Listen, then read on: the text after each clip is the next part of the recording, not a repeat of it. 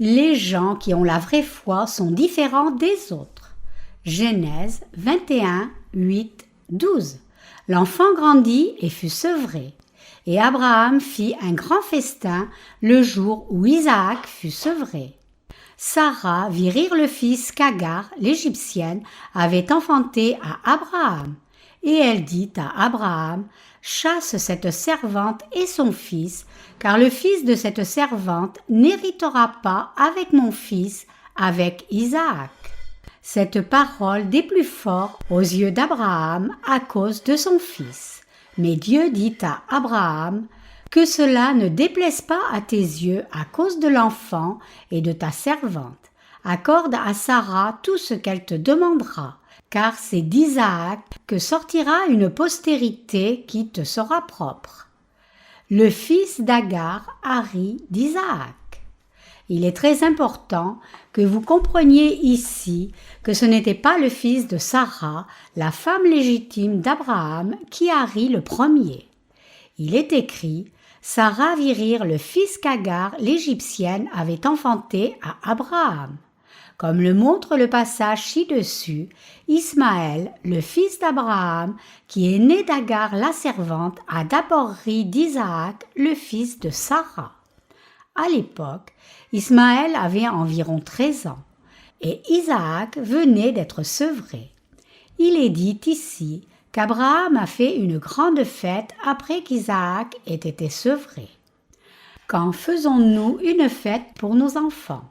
En Corée, une fête est organisée le 100e jour après la naissance d'un enfant et ensuite à son premier anniversaire. La fête organisée par Abraham était probablement similaire dans sa nature. Donc, alors qu'une grande fête était organisée pour bébé Isaac, Sarah a vu Ismaël, le fils de sa servante, frapper et embêter son fils Isaac. C'était complètement inacceptable pour Sarah. Sarah a donc dit à Abraham « Chasse cette servante et son fils, car le fils de cette servante n'héritera pas avec mon fils, avec Isaac. » Cela signifie que même si Ismaël était aussi le fils d'Abraham, il ne pouvait pas, en tant que fils d'Agar la servante, hériter de la richesse d'Abraham comme son fils légitime Isaac. Ismaël, le fils d'Agar, ne pouvait pas vivre avec la famille d'Abraham, indépendamment du fait qu'il était fils et combien il avait pu essayer de vivre en harmonie avec les autres. Il devait être chassé. Dieu ne voulait absolument pas que ce fils d'Abraham, né d'une servante, ne demeure dans sa maison. Que pensez-vous être la raison à cela? Dieu avait clairement promis à Abraham « Celui qui est né de Sarah sera ton fils, et par lui, je rendrai tes descendants nombreux comme les étoiles du ciel. » Dieu dit qu'à travers Isaac, il donnerait l'héritage du pays de Canaan, c'est-à-dire l'héritage du ciel. Dieu a promis que les bénédictions données à Abraham seraient aussi données à celui qui naîtrait d'Abraham. Cela signifie que seul celui qui serait né de Sarah, la femme légitime d'Abraham, pourrait recevoir les bénédictions de Dieu. C'est Isaac, non Ismaël, qui était né de Sarah. Cet Isaac était né par la parole de Dieu. L'enfant qui est né en son temps, selon la parole de promesse de Dieu, n'était autre qu'Isaac. L'héritage est reçu par ceux qui sont rendus justes par la parole de Dieu. Mes chers croyants, parmi nous, les vrais chrétiens, vivent ceux qui sont comme Ismaël, qui ne sont pas nés de nouveau. Cela signifie que certains chrétiens sont nés de nouveau en croyant la parole de Dieu, alors que d'autres pensent qu'ils sont nés de nouveau par des efforts humains et des émotions, plutôt que la pure parole de Dieu, et donc ces chrétiens restent toujours pécheurs. Effectivement, parmi les chrétiens, il y a clairement ceux qui prétendent être nés de nouveau par la chair, et puis il y a les enfants de Dieu qui sont nés de nouveau en croyant en l'évangile de l'eau et de l'esprit. Que pensez-vous être la relation entre ces deux types de chrétiens? Ceux qui ne sont pas vraiment nés de nouveau, c'est-à-dire ceux qui sont nés par des relations charnelles humaines, ne peuvent pas s'unir à ceux qui sont nés de nouveau par la parole de l'évangile de l'eau et de l'esprit qui contient la justice de Dieu, peu importe combien ils essaient. De plus, ils ne peuvent pas hériter de l'héritage de Dieu qui est réservé à ceux qui sont nés de nouveau par la parole de Dieu. Sur la terre où nous vivons, les chrétiens nés de nouveau qui croient en l'évangile de l'eau et de l'esprit sont de loin la minorité. Mais ce sont ceux dont le cœur a reçu le Saint-Esprit en croyant en l'évangile de l'eau et de l'esprit, la parole de Dieu. Quels sont les autres types de chrétiens à part ces véritables chrétiens?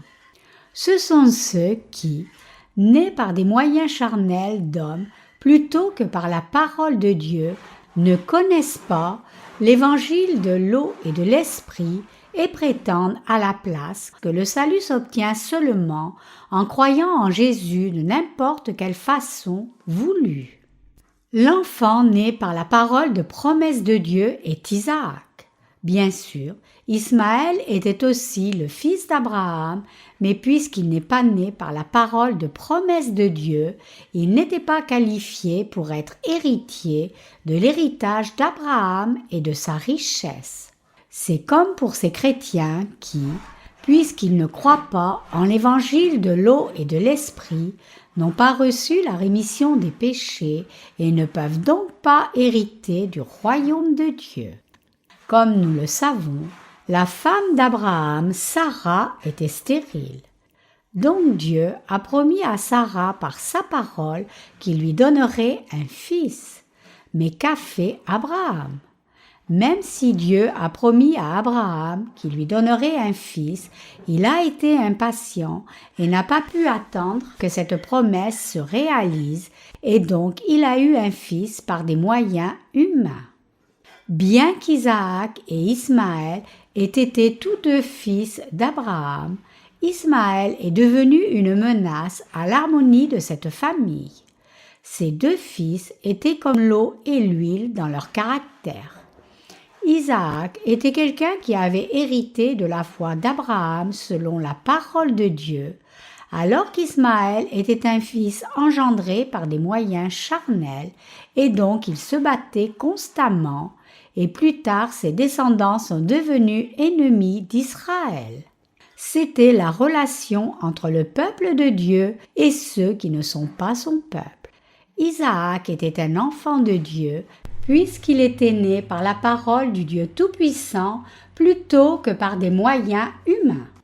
Mes chers croyants, nous tous qui croyons réellement en l'évangile de l'eau et de l'esprit, sommes ceux qui, comme Isaac, sont nés de nouveau par la parole juste de Dieu.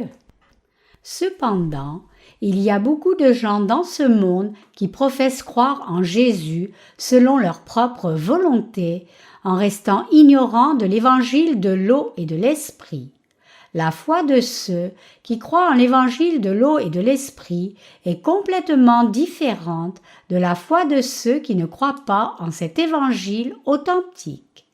Ils sont très différents les uns des autres, tout comme Isaac et Ismaël étaient différents l'un de l'autre. Cette distinction se trouvait dans le passé et elle se trouve aussi parmi les chrétiens aujourd'hui. La même distinction est faite en ce temps présent. En ce temps aussi, il y a clairement les gens de Dieu qui sont nés de nouveau en croyant la vraie parole de Dieu. Ces gens qui sont nés de nouveau dans ce monde en croyant la parole de l'évangile de l'eau et de l'esprit sont approuvés par Dieu comme Isaac a été approuvé. Mais Dieu n'approuvera jamais la foi de ceux qui ne sont pas nés de nouveau par cet évangile authentique et professent à la place croire en Jésus-Christ comme leur sauveur sur la base de leurs propres émotions humaines, pensées charnelles ou envies. Ceux qui croient en l'évangile de l'eau et de l'esprit ne peuvent pas demeurer avec ceux qui ne sont pas nés de nouveau spirituellement. Réfléchissons à cela spirituellement. Ici, un saint juste qui était pécheur, mais qui est né de nouveau en croyant en la parole de l'évangile de l'eau et de l'esprit, qui constitue la justice de Dieu. D'autre part, un chrétien de nom qui est toujours pécheur et croit les doctrines chrétiennes, au lieu de croire en la complète parole de Dieu, pensant que la rémission des péchés peut s'obtenir juste en croyant en Jésus comme le Sauveur. Comment ces deux personnes peuvent-elles travailler ensemble? Ces deux personnes ne peuvent pas travailler ensemble et il ne leur est pas possible non plus de recevoir les mêmes récompenses, tout comme Isaac et Ismaël ne pouvaient pas vivre ensemble et recevoir le même héritage. Que dit la Bible sur cela? Sarah a demandé à Abraham « Chasse cette servante et son fils ». C'était absolument impossible qu'Isaac et Ismaël vivent ensemble. Ismaël devait être chassé de la maison d'Abraham sans faute. Pourquoi alors, mes chers croyants, est-il impossible que nous, qui sommes nés de nouveau, vivions avec ceux qui ne sont pas nés de nouveau par la parole de Dieu? Est-ce parce que ces gens sont de mauvaise humeur? Non. Les croyants en l'évangile de l'eau et de l'esprit essaient en fait très fort de vivre avec ces gens. Ils essaient de s'accommoder à eux et ils font beaucoup de compromis. Cependant, à moins que ces pécheurs ne reçoivent la rémission des péchés par l'évangile de l'eau et de l'esprit, il nous est impossible d'être unis avec eux. Comment pourrions-nous les appeler saints de Dieu comme nous, quand en fait ils ont du péché dans leur cœur? Comment pouvons-nous dire que ces gens sont nés de nouveau quand ils ne sont pas réellement nés de nouveau, car ils ne croient pas l'évangile de l'eau et de l'esprit, la parole de Dieu? Les pécheurs chrétiens dans ce monde vont toujours protester comme suit devant les croyants en l'évangile de l'eau et de l'esprit. Maintenant que je t'ai écouté, tout ce que tu as dit est juste, mais tu dois toujours approuver notre foi aussi. Pourquoi n'approuves-tu pas notre foi alors? Ils refusent d'approuver notre foi à moins que nous n'approuvions la leur. C'est pour cela qu'ils s'opposent à nous. Ils disent « N'avons-nous pas approuvé votre foi en l'évangile de l'eau et de l'esprit? Vous devriez alors aussi approuver notre foi et notre évangile. Mais nous ne pouvons pas faire cela. » Mes chers croyants, en tant que ceux qui sont nés de nouveau par la parole de Dieu, nous sommes approuvés par quiconque est honnête devant Dieu. Une fois que d'autres chrétiens saisissent notre foi en l'évangile de l'eau et de l'esprit, ils nous approuvent partout dans les communautés chrétiennes, disant « L'évangile de l'eau et de l'esprit que vous croyez est juste, votre foi est juste. Cependant, nous n'approuvons pas la foi de ceux qui sont trop bornés pour accepter cet évangile authentique et c'est pour cette raison qu'ils nous persécutent. Un certain pasteur m'a dit une fois « Je voudrais travailler avec vous, alors venez dans mon église et prêchez aux membres de notre église. » Donc je lui ai dit « Si je prêche la parole de Dieu dans votre église, chacun sera offensé. Une fois que je prêcherai la parole de Dieu aux membres de votre église, ils ne pourront plus mener leur vie de foi aussi confortablement qu'auparavant. Leur cœur sera troublé et leur visage deviendra rouge de colère. Même s'ils sourient maintenant, c'est ce qui arrivera une fois que je leur prêcherai la parole. Si vous êtes d'accord avec cela, demandez la permission à la tête de votre synode.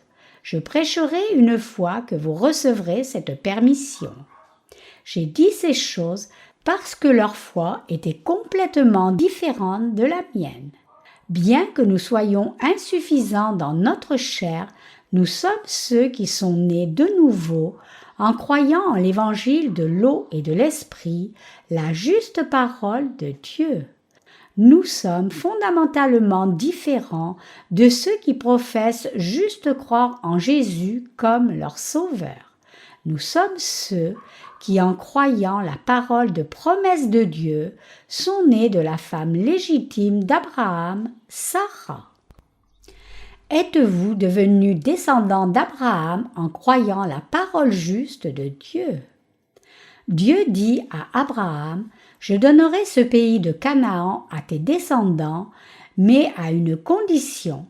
Quiconque descendra de toi sera circoncis. » En conséquence, tous les descendants d'Abraham étaient circoncis. La circoncision est la preuve qui montre que quelqu'un est descendant d'Abraham. Isaac a donc été circoncis quand il a eu 8 jours. Alors, mes chers croyants, vos cœurs ont-ils reçu la circoncision spirituelle par l'évangile de l'eau et de l'esprit? Vos cœurs ont-ils le signe qui montre que vous êtes croyants en l'évangile de l'eau et de l'esprit? Avez-vous réellement la foi que Jésus-Christ a porté tous les péchés du monde en étant baptisé par Jean? Êtes-vous nés de nouveau par la parole de Dieu? C'est la foi en l'évangile de l'eau et de l'esprit qui constitue un tel signe dans votre cœur. Ce n'est autre que la circoncision spirituelle. Dans le livre des Romains, Paul dit « La circoncision, c'est celle du cœur, selon l'esprit, non selon la lettre. » Romains 2, 29. Êtes-vous nés de nouveau en croyant en l'évangile de l'eau et de l'esprit? Si oui, alors vous êtes ceux qui sont nés de nouveau en croyant la parole de Dieu. Vous êtes les enfants nés de la parole de Dieu. C'est nous qui sommes nés comme enfants de Dieu par la parole de l'évangile de l'eau et de l'esprit. Sommes-nous tous nés de nouveau par la parole juste de Dieu? Si oui, alors vous et moi sommes croyants en l'évangile de l'eau et de l'esprit. Nous sommes les héritiers qui hériteront du royaume de Dieu, le ciel. Nous sommes ceux qui hériteront du royaume de Dieu, même si nous ne le voulons pas.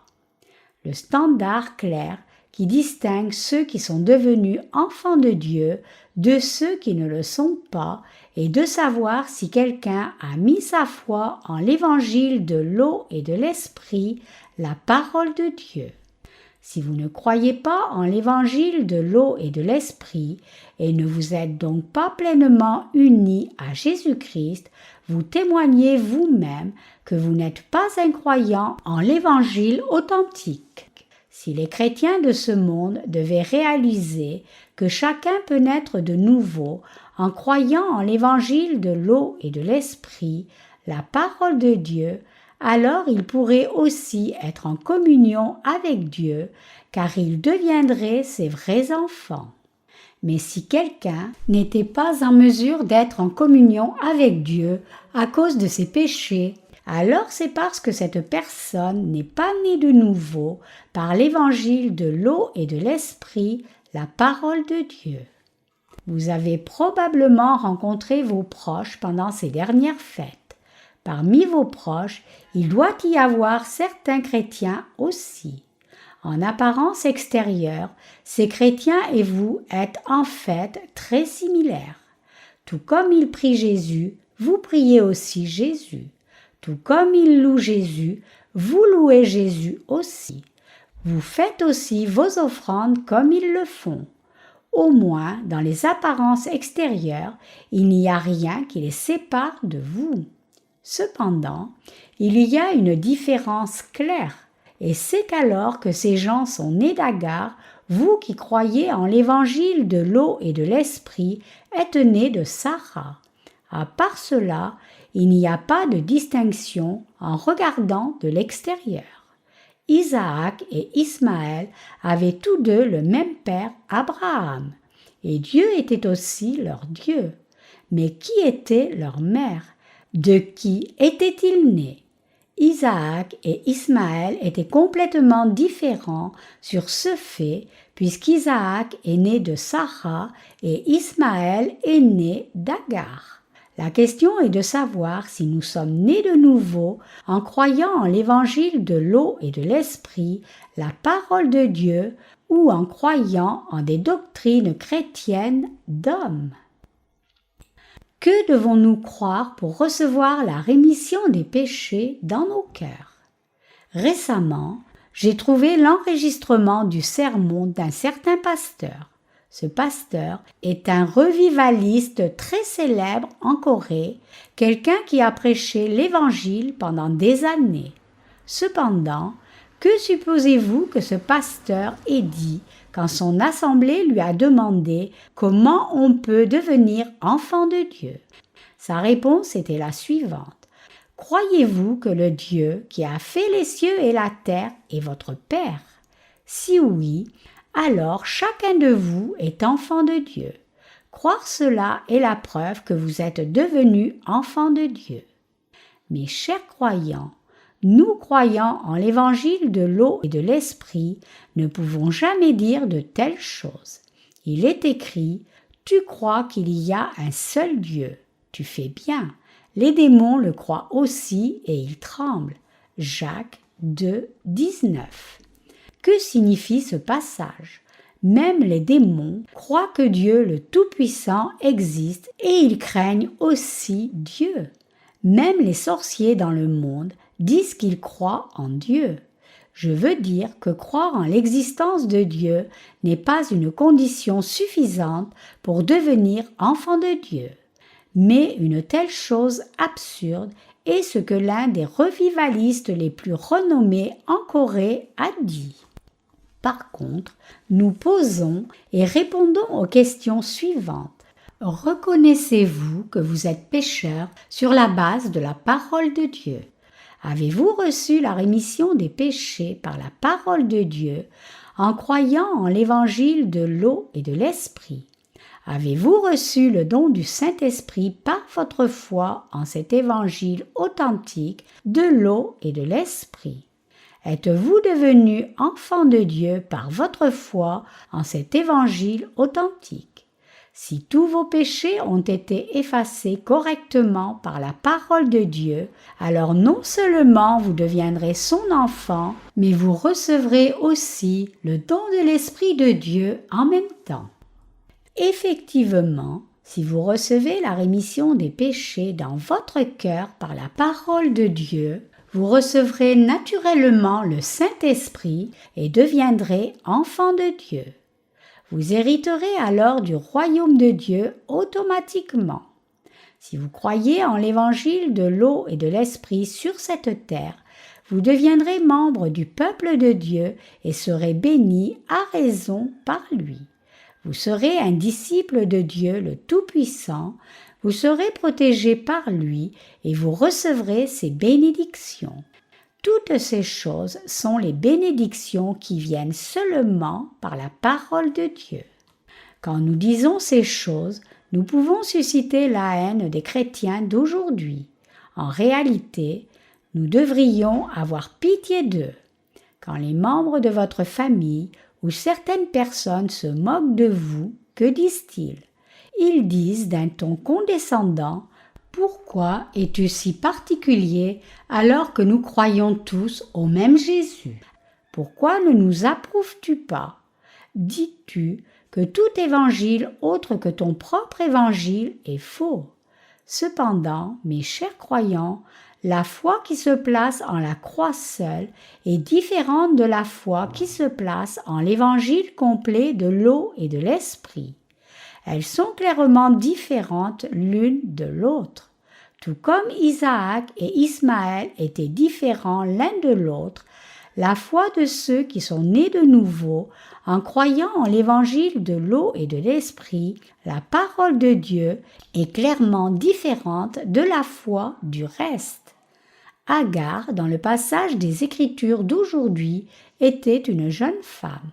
Si elle le voulait, elle aurait pu facilement avoir davantage d'enfants. Elle aurait pu avoir un enfant chaque année. Si elle avait eu des jumeaux, elle aurait donné naissance à beaucoup d'enfants. À l'époque, il n'était pas inhabituel qu'une femme donne naissance à une douzaine d'enfants. La plupart des femmes avaient 7 ou 8 enfants, même si elles en perdaient. Mais qu'en était-il de Sarah, la femme légitime d'Abraham? Après avoir donné naissance à Isaac, Sarah ne pouvait plus avoir d'autres enfants. Qu'est-ce que cela signifie? Bien sûr, une raison évidente est que Sarah était incapable d'avoir davantage d'enfants dans son état physique. Mais la leçon que nous devons saisir dans ce fait est que Dieu voulait multiplier les descendants des justes sur la terre à travers Isaac, c'est-à-dire uniquement par quelqu'un qui croyait la parole de Dieu correctement. En dépit de cette volonté de Dieu, les chrétiens mondains disent « Quiconque croit en Jésus comme son sauveur ira au ciel sans condition. » Vous serez sauvés juste en croyant en Jésus. Vous deviendrez aussi enfants de Dieu. Si vous voulez recevoir Jésus dans votre cœur, répétez cette prière après moi. Père, je suis pécheur, mais je crois en toi, Père. Seigneur, veuille pardonner mes péchés, veuille entrer dans mon cœur. Je prie au nom de Jésus. Amen. Alléluia. Avec cette prière, vous avez maintenant reçu le Seigneur. Vous êtes maintenant enfants de Dieu. Qu'est-ce que c'est, mes chers croyants? Est-ce le genre de foi dérivé de la parole de l'évangile de l'eau et de l'esprit, la parole de Dieu? Non, ce n'est rien de plus qu'une foi fabriquée par des doctrines religieuses d'hommes du christianisme. Ce n'est absolument pas la vraie foi qui vient de l'évangile de l'eau et de l'esprit. On ne peut pas devenir enfant de Dieu par son propre effort humain. Il est absolument important de vous rappeler que vous ne pouvez pas devenir enfant sans péché de Dieu par vos propres actes humains ou en vous appuyant sur des doctrines chrétiennes existantes. C'est la différence qui nous sépare des autres, car nous croyons en l'évangile de l'eau et de l'esprit comme notre salut, alors que les autres croient autre chose.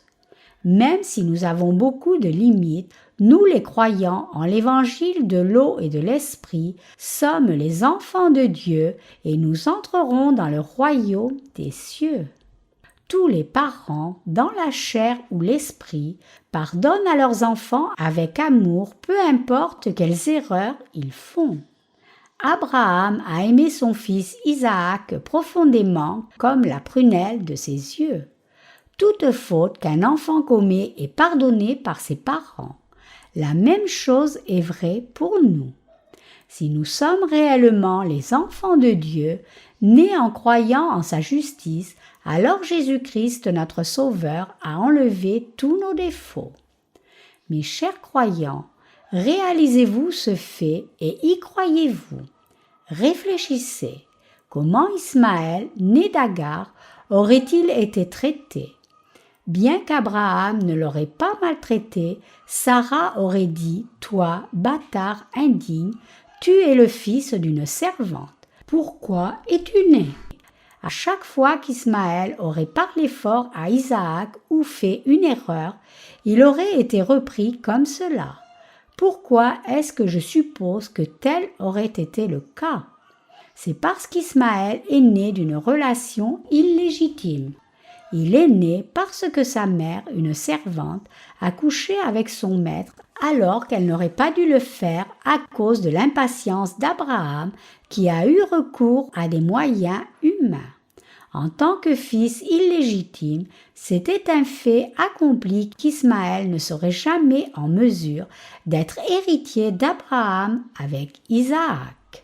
Comment vous sentez-vous dans votre cœur quand les membres de votre famille vous ignorent ou quand ils vous disent, dans leur tentative de vous comprendre, ce qui suit? Mon fils, toi et moi croyons au même Jésus, alors soyons en harmonie. Essayons d'y arriver. Votre pensée peut être confuse et vous pourriez essayer de comprendre les membres de votre famille en pensant « Oui, mes parents croient aussi en Jésus tout comme je crois en Jésus. Nous pouvons donc tous être ensemble. » C'était une erreur de ma part de les rejeter juste parce qu'ils ne croient pas en l'évangile de l'eau et de l'esprit que je crois avec ferveur. Cependant, mes chers croyants, vous devez vous rappeler que nous ne pouvons jamais être assimilés à eux. Nous ne pouvons simplement rien partager de commun avec eux. Nous croyons que nous sommes nous-mêmes nés de nouveau en croyant en la parole de Dieu qui est venue par l'évangile de l'eau et de l'esprit, et nous devons les attendre avec patience pour qu'ils puissent aussi un jour naître de nouveau par la parole juste de Dieu. C'est ce que nous devrions faire. Nous savons que nous ne devrions pas faire ce que ceux qui ne sont pas nés de nouveau par la parole de Dieu nous demandent de faire. Ma mère adoptive a dirigé une maison de prière pendant longtemps. Quand j'ai quitté sa maison de prière, elle m'a dit sincèrement « Si tu viens et vis avec moi, tu seras guéri de la dyspepsie en un rien de temps. » Elle veut toujours que je vive avec elle. Elle veut toujours que je prêche la parole dans sa maison de prière avec elle. Elle promet toujours de me transférer la propriété de la maison de prière si seulement je reviens vers elle, mais je ne peux pas le faire. C'est parce que ma foi est différente de la foi de ma mère. La même chose est vraie pour vos membres de famille aussi. Les membres de votre famille ne veulent pas non plus vous combattre et ils veulent croire en Jésus à leur façon et travailler avec vous. Mais leur but est différent du nôtre. Nous travaillons pour sauver les âmes du péché par l'évangile de l'eau et de l'esprit, alors qu'ils travaillent pour changer les gens en pratiquants religieux. Donc, il y a une claire différence entre leur foi et la nôtre. Leur travail, c'est-à-dire essayer de faire des gens de simples pratiquants religieux, ne peut pas porter de fruits spirituels quoi qu'il arrive. Par contre, ce que nous faisons est l'œuvre spirituelle du salut, délivrant les gens du péché en prêchant l'évangile de l'eau et de l'esprit. À moins que vous ne réalisiez cela, votre cœur souffrira beaucoup de douleur. Que disent les gens du monde à propos de nous, les croyants, en l'évangile de l'eau et de l'esprit? Quand nous disons que nous sommes devenus justes en croyant en l'évangile de l'eau et de l'esprit, les croyants légalistes nous accusent d'être des hérétiques, même si nous sommes tous chrétiens. Ne nous disent-ils pas qu'ils sont différents de nous? Cela me rend vraiment très heureux. Après tout, n'avez-vous pas lutté tout ce temps pour être pareil à eux? Donc je leur dis, vous avez raison, vous avez très bien parlé, vous et moi sommes très différents. Que serait-il arrivé si nous étions pareils? Je serais allé en enfer tout comme vous. Donc, combien c'est heureux que je sois différent de vous. Effectivement, puisque nous pensons que nous sommes différents d'eux, nos cœurs sont fortifiés et encouragés. C'est ainsi que vous devriez penser aussi. Nous devons nous rappeler que nous sommes différents des gens religieux de ce monde et nous devons vivre en nous confiant en l'évangile de l'eau et de l'esprit. C'est alors seulement que nous pouvons trouver la force dans nos cœurs et suivre la justice du Seigneur fidèlement. Si nous essayons de devenir pareils aux gens du monde, nous perdrons alors en tant que vrais chrétiens la force de notre foi. Nous sommes différents d'eux sous chaque aspect. Notre foi est différente, tout comme notre mode de vie sur la terre est aussi différent. Mes chers croyants, tout comme vous êtes enfants de Dieu et différents des autres, Isaac était aussi différent d'Ismaël, le fils d'Agar. Dans chaque aspect, de sa foi à toutes les bénédictions qu'il a reçues, Isaac était différent. Nos vies aussi sont différentes des vies du gens du monde. Reconnaissant cela par la foi, nous devons demeurer dans le Seigneur et vivre par la foi en toutes choses, tout comme Dieu l'attend de nous. Quand Isaac s'est marié, qu'a-t-il fait? Il a cherché sa femme dans la maison de son oncle, un proche d'Abraham, plutôt que dans une autre tribu. Il a amené Rebecca de la maison de Laban. Vous et moi devons croire en Dieu et en sa parole. Si vous croyez réellement dans l'évangile de l'eau et de l'esprit, le salut viendra dans votre cœur. Si vous croyez réellement en la justice de Dieu et l'évangile de l'eau et de l'esprit donné par le Seigneur, alors vous avez le Saint-Esprit dans votre cœur. Et le Saint-Esprit demeurant dans votre cœur régnera sur votre vie. Aussi, plutôt que d'être complaisant maintenant que vous avez reçu la rémission des péchés, vous devriez continuer à croire en Dieu et sa parole de justice. J'espère et prie que vous demeureriez tous dans cette seule vraie foi. Nous vivons maintenant en Dieu parmi ses bénédictions. Je vous exhorte à demeurer dans la justice de Dieu et à vivre par la foi. Et pour vivre comme cela, vous devez avoir la foi inébranlable que vous êtes différents des gens du monde. Vous et moi sommes nés par la parole de Dieu. Est-ce vrai ou pas? Bien sûr que oui. Nous sommes nés de nouveau en croyant en la parole de justice de Dieu. Vivons donc avec courage en tant qu'enfants légitimes de Sarah. Protégeons notre statut. Rappelons-nous que nous sommes les enfants d'Abraham, nés de sa femme légitime. Bien sûr, alors que nos corps sont nés par nos parents, nos âmes sont nées de nouveau par la parole de Dieu. Vivons donc tous le reste de notre vie avec fierté, nous rappelant que nous sommes nés de la parole de Dieu. Ne nous abaissons pas en cherchant la compagnie des enfants illégitimes de la chair, comme Ismaël. Vivons avec confiance, leur disant avec assurance « Vous suivez votre propre voie, je suis la mienne ». Si dans votre pensée, vous ne pouvez pas encore clairement discerner ceux qui sont nés de nouveau de ceux qui ne sont pas nés de nouveau, alors je vous demande de faire cette distinction clairement maintenant même et d'être fiers de vous-même en tant qu'enfant de Dieu, né de sa parole, un enfant né de Sarah. Et je vous exhorte à agir d'une façon qui est digne d'un enfant né de la parole, à croire en Dieu et à atteindre son bonheur dans votre vie.